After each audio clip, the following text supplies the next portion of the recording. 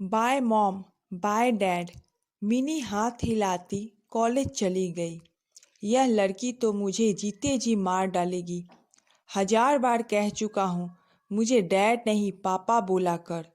पर नहीं, अंग्रेज चले गए लेकिन अपनी अंग्रेजियत यहीं छोड़ गए। सुबह सुबह ही निखिल का मूड खराब हो गया था। निखिल, मैं अपनी एरोबिक्स क्लास इनसेप में जा रही हूँ। वहाँ से किटी पार्टी और फिर वहीं से करण आश्रम की मीटिंग में चली जाऊंगी। लौटने में देर हो जाएगी। राम दिन से कुछ हल्का खाना बनवा लेना। और हाँ, मिनी आज देरी से लौटेगी।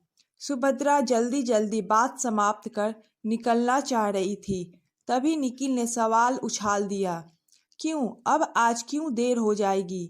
अभी परसों ही तो देर से आई थी। उस दिन वह डेटिंग पर गई थी। इन दिनों वह ब्यूटी कॉन्टेस्ट की तैयारी में लगी है। सुभद्रा बोल तो गई, पर उसे निखिल के भड़कने का पूरा अंदेशा था और वही हुआ। सुभद्रा, मिनी अब बड़ी हो गई है। तुम्हें उसकी गतिविधियों पर अंकुश रखना चाहिए। 2 दिन बाद ही मेरा दोस्त वर्मा परिवार सहित हमारी बेटी को देखने आ रहा है। बहुत ही सभ्य और सुसंस्कृत परिवार है। मैं चाहता हूँ हमारी मिनी का रिश्ता यहाँ हो जाए। इस बारे में हम शाम को बात करेंगे। अभी मुझे देर हो रही है, कहकर सुभद्रा झटके से निकल गई। निखिल उसे जाते हुए देखता रहा और ख्यालों में खो गया। जज निखिल वर्मा को रिटायर हुए अभी कुछ ही महीने हुए थे, लेकिन इन कुछ महीनों में ही वे बहुत एकाकीपन अनुभव करने लगे थे। जब वे जज बने थे तो सुभद्रा का भी सामाजिक स्तर एकाएक ऊंचा हो गया था। वह कई स्वयंसेवी संस्थाओं और किटी पार्टियों की सदस्य बन गई थी। स्वयं उनके सेवा मुक्त हो जाने पर भी पत्नी की व्यस्तता बनी हुई थी, अपितु पहले से बढ़ गई थी। अपनी देह दृष्टि को आकर्षक बनाए रखना भी इसलिए उसके लिए अनिवार्य हो गया था और प्रतिदिन फिटनेस सेंटर जाना भी उसकी दिनचर्या का एक हिस्सा बन गया था। बेटी मिनी भी माँ के नक्श कदम पर चल रही थी, पूरी तरह आज के भौतिकवादी युग में रंगी हुई। खैर, अब किसी तरह बेटी का रिश्ता दोस्त के बेटे से हो जाए, तब सब चिंताओं से छुटकारा मिले। सोचते हुए निखिल कल्पनाओं के आकाश से धरती पर उतर आए। आगंतुक वर्मा परिवार के स्वागत को लेकर निखिल कुछ ज्यादा ही उत्साहित थे। सुभद्रा ने भी आज घर पर ही रहने का निश्चय कर लिया था, लेकिन मिनी का कहीं अता पता न था। खाने के बाद सभी बाहर हल्की धूप का आनंद ले रहे थे, तभी मिनी चहकती हुई गेट से प्रविष्ट हुई। सुभद्रा उसे आगाह करती इससे पूर्व ही चुस्त जींस और बिना बाजू के टॉप में मिनी हाय मॉम डैड करती आ धमकी। मॉम, मैं मिस मॉडर्न बन गई।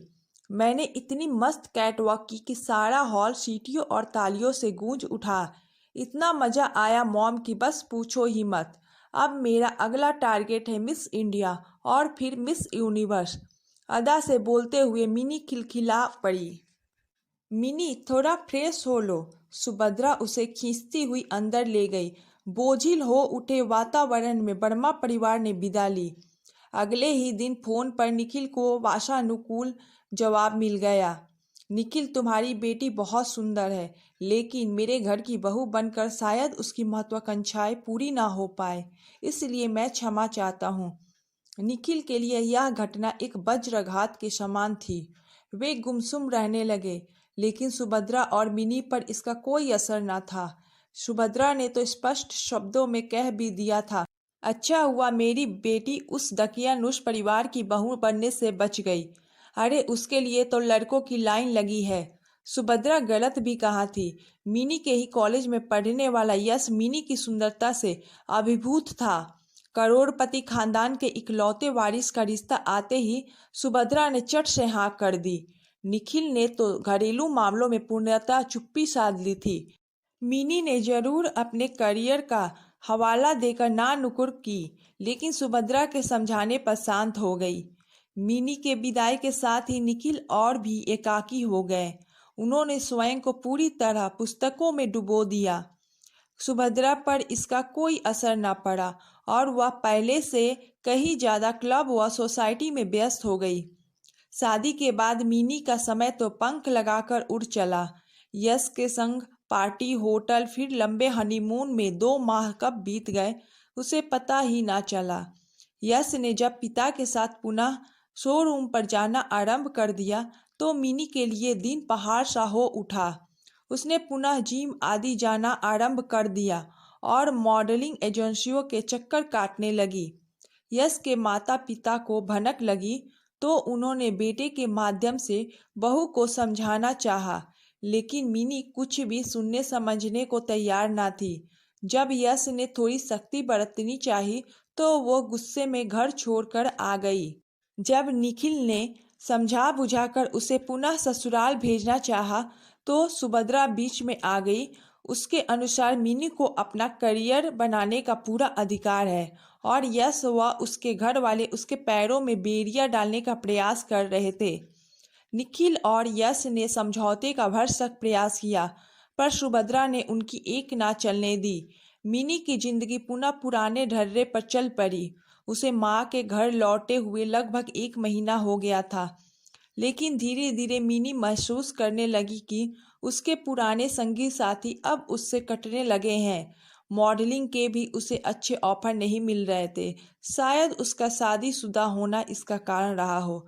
जो भी हो, मिनी स्वयं अब सबसे कटने लगी और अपना अधिकाधिक समय घर पर बिताने लगी। यही नहीं, इन दिनों उसे यश की याद भी बेहद सताने लगी थी। उसके साथ बिताए हुए मधुर लम्हों को याद कर वह अकेले में भी मुस्कुरा देती। वह महसूस करने लगी थी कि अपना घर छोड़कर उसने बहुत बड़ी भूल की है।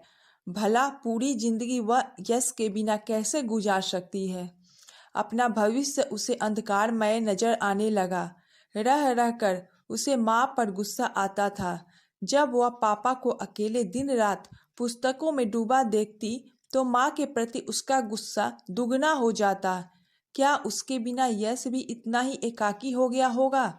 रह रहकर उसे यह ख्याल आने लगा, पर लौटने के सारे रास्ते तो स्वयं ही बंद कर आई थी। मिनी खोई खोई रहने लगी, हर वक्त उसे उदास देखकर। एक दिन सुभद्रा ने उसे डांट दिया, इस तरह मुंह लटकाए घूमोगी तो बन गया तुम्हारा करियर। अगर खुद से कुछ नहीं कर सकती तो कल से मेरे साथ चला करो। मिनी भी भरी बैठी थी, फट पड़ी, आपके साथ जाकर मुझे अपनी जिंदगी और तबाह नहीं करनी। मैं अपने हाल में खुश हूँ। पहले आपने पापा की जिंदगी तबाह की, फिर मेरी। सुभद्रा इस आक्षेप से तिल मिला गई। गुस्से से तमतमाती वह घर से निकल गई। सोसाइटी की मीटिंग में जब उस पर ढंग से काम नहीं करने का आरोप लगाया गया तो वह आवेश में आ गई और इसी दौरान उसकी तबीयत बिगड़ गई। तुरंत उसे अस्पताल ले जाया गया और घर सूचना भिजवाई गई। डॉक्टर के यह बताने पर कि सुभद्रा को दिल का गंभीर दौरा पड़ा है, निखिल और मिनी के तो हाथ पांव फूल गए। मिनी को कुछ नहीं सूझ रहा था। घबराहट में उसने यश को फोन कर दिया। यश ने तुरंत आकर सारी स्थिति संभाल ली। पहले अस्पताल की सारी कागजी कार्यवाही पूरी की, दवा वगैरह लेकर आया। निखिल और मिनी को ढांढस बंधाया। दोपहर तक यश के माता पिता सभी के लिए खाना लेकर आ गए। निखिल और मिनी की इच्छा ना होने के बावजूद उन्होंने आग्रह करके उन्हें खाना खिलाया। मिनी की तो किसी से नजरें मिलाने की हिम्मत भी नहीं हो रही थी। रात को यश ने जबरदस्ती सभी को घर भेज दिया और अकेला अस्पताल में रहा। सुभद्रा को अस्पताल में भर्ती हुए 3 दिन हो चुके थे। वह अकेली बिस्तर पर लेटी शून्य में निहार रही थी। यश को उसने जबरदस्ती कुछ देर के लिए मिनी के संग बाहर भेज दिया था। सुभद्रा सोच रही थी, यदि यश की जगह उसका अपना बेटा होता तो वह भी शायद उसकी इतनी अच्छी देखरेख ना कर पाता। फिर अपने विचारों पर उसे स्वयं ही शर्मिंदगी महसूस हुई। यश उसका बेटा ही तो है, वह तो उसे बिल्कुल अपनी माँ समझकर सेवा कर रहा है। वही अपने तुच्छ विचारों से अभी तक ऊपर नहीं उठ पाई है। फिर उसे निखिल का ख्याल आया। निखिल भी कितने बूढ़े लगने लगे हैं। जब युवा थे तब कितने आकर्षक और वाक्पटु थे। और अब हर वक्त खामोश। उनकी व्यक्तित्व व क्षमता पर ही तो वह रिझ गई थी। सुभद्रा के सम्मुख अतीत के पन्ने एक एक कर खुलने लगे थे। उस समय वह वकालत कर रहे थे। सुभद्रा के सहेली के पिता के पास वह प्रैक्टिस के सिलसिले में आया करते थे। वहीं उनकी कुछ मुलाकातें हुई। सुभद्रा को निखिल की वाक्पटुता ने तो निखिल को सुभद्रा की सुंदरता ने मोह लिया। दोनों के पारिवारिक स्तर में जमीन आसमान का अंतर था। सुभद्रा के पिता कचहरी में एक मामूली क्लर्क थे, तो निखिल के पिता शहर के जाने माने व्यवसायी। घर वालों के विरोध के बावजूद निखिल ने सुभद्रा से कोर्ट मैरिज कर ली थी। सुभद्रा को जिंदगी में निखिल से सब कुछ मिला था। भरपूर प्यार, समाज में मान सम्मान, ऐशो आराम की जिंदगी, और फिर मिनी जैसी प्यारी सी बिटिया। निखिल एक के बाद एक तरक्की की सीढ़ियां चढ़ते जा रहे थे और इसके साथ ही उनकी व्यस्तता भी बढ़ती जा रही थी। फिर भी वह मिनी और सुभद्रा को अपना कीमती वक्त देने का भरसक प्रयास करते थे। सुभद्रा को याद आ रहा था, एक बार उसने निखिल से अपने अकेलेपन की शिकायत की थी, तो निखिल 15 दिनों का अवकाश लेकर उसे और मिनी को पहाड़ों पर घुमाने ले गए थे। उन्होंने ही सुभद्रा को कई किटी पार्टियों और सभा सोसाइटी का सदस्य बनवाया, ताकि उनके व्यस्त रहने पर सुभद्रा का मन लगा रहे। सुभद्रा को मामूली सिर दर्द या बुखार होता तो निखिल अपनी प्रैक्टिस छोड़ रात दिन उसके सिराहने बैठे रहते। सुभद्रा उन्हें कोर्ट चले जाने को कहती या प्रैक्टिस में घाटा हो जाने का ध्यान दिलाती तो निखिल को अच्छा नहीं लगता था। वे कहते, सुभद्रा, जिंदगी की कोई भी चीज मेरे लिए तुमसे बढ़कर नहीं है। और सुभद्रा निहाल हो जाती। उन्हें भरपूर प्यार करने वाले निखिल को उसने जिंदगी के सबसे नाजुक मोड़ पर कितना एकाकी कर दिया है। जीवन के जिस पड़ाव पर उन्हें सुभद्रा के साथ की सबसे ज्यादा जरूरत थी, उसी पड़ाव पर उसने हाथ झटक लिया। जो स्त्री अपना घर ना संभाल सके, उसे भला समाज सेवा का क्या अधिकार है। और मिनी, उसके साथ भी कहाँ न्याय कर पाई वह। फैशन और आधुनिकता के पीछे भागने वाली जीती जागती गुड़िया बनाकर रख दिया उसे। काश उसने उसे कुछ अच्छे संस्कार दिए होते तो आज वह एक सुखी जीवन बिता रही होती। एक और यश जैसा संस्कारशील युवक है, जिसे देखकर कोई भी उसके माता पिता की प्रशंसा किए बिना नहीं रहेगा कि उन्होंने अपनी संतान को कितने अच्छे संस्कार दिए हैं। वहीं दूसरी ओर मिनी है, उच्च श्रृंखल, अभिमानी और मुंहफट। उसे ऐसा बनाने और उसकी जिंदगी बर्बाद करने की जिम्मेदार वह स्वयं है। मिनी ठीक ही तो कह रही थी, ना तो वह अच्छी बीवी बन पाई और ना अच्छी माँ। भगवान ने उसे यह दूसरा जीवन शायद अपनी गलतियां सुधार लेने के लिए ही दिया है। एक दृढ़ निश्चय के साथ सुभद्रा पलंग पर उठकर बैठ गई। तभी निखिल ने कमरे में प्रवेश किया। अरे अरे, यह क्या कर रही हो? अभी तुम बहुत कमजोर हो। लाओ, मैं तुम्हें सहारा देकर बैठा देता हूँ। कहते हुए निखिल ने सुभद्रा को तकिए के सहारे बैठा दिया।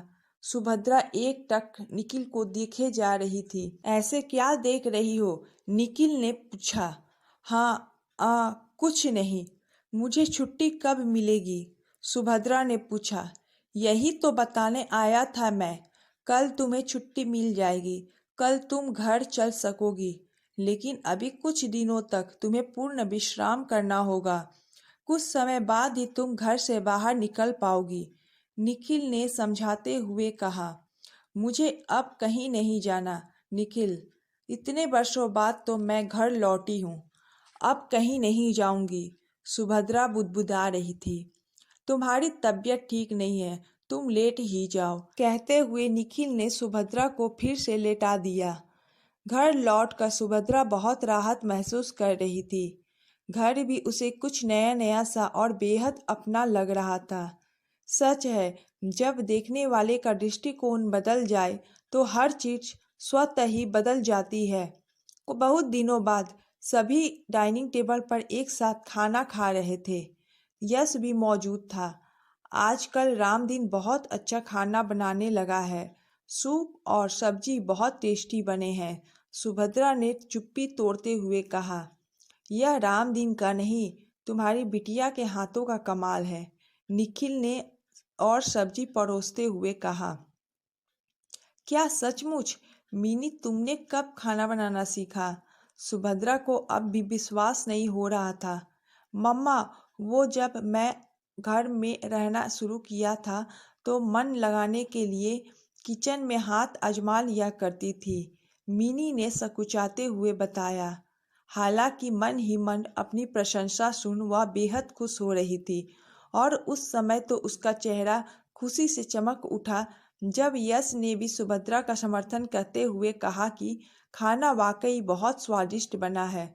उपयुक्त मौका जानकर सुभद्रा बोल पड़ी, लेकिन मेरे भाग्य में इतना स्वादिष्ट खाना अब ज़्यादा दिन खाना नहीं लिखा हुआ है।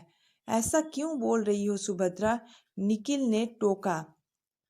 अरे बाबा, कुछ दिनों में मिनी यश के संग अपने घर चली जाएगी, फिर मुझे इतना अच्छा खाना कौन बनाकर खिलाएगा? सुभद्रा शरारत से बोली। ऐसी क्या बात है मम्मा? आपका जब मिनी के हाथ का खाना खाने का जी चाहे आप वहाँ चली आना, आखिर वह भी तो आपका ही घर है, यश ने सरलता से कहा। निखिल मन ही मन सुभद्रा की प्रशंसा किए बिना ना रह सके। कितनी चतुराई से सबके दिलों की बात उसने जुबान से इतनी सहजता से बयां कर दी थी और सुभद्रा मन ही मन सोच रही थी कि यह तो प्रायश्चित की शुरुआत भर है।